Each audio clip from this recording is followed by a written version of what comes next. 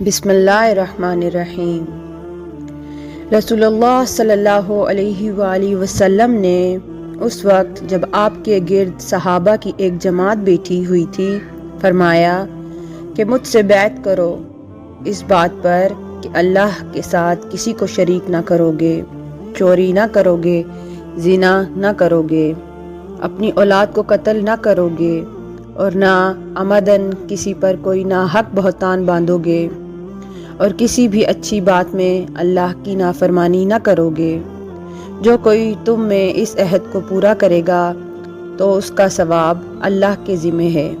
اور جو کوئی ان بری باتوں میں سے کسی کا ارتکاب کرے اور اسے دنیا میں اسلامی قانون کے تحت سزا دے دی گئی تو یہ سزا اس کے گناہوں کے لیے بدلہ ہو جائے گی،